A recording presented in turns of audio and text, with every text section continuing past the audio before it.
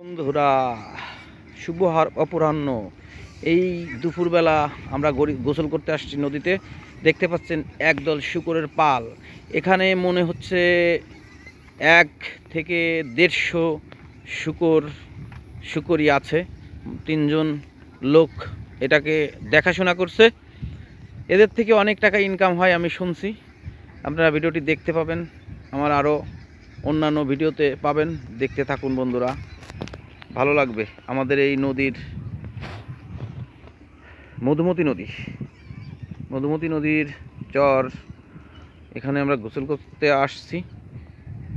এক প্রকারের গঙ্গা স্নান।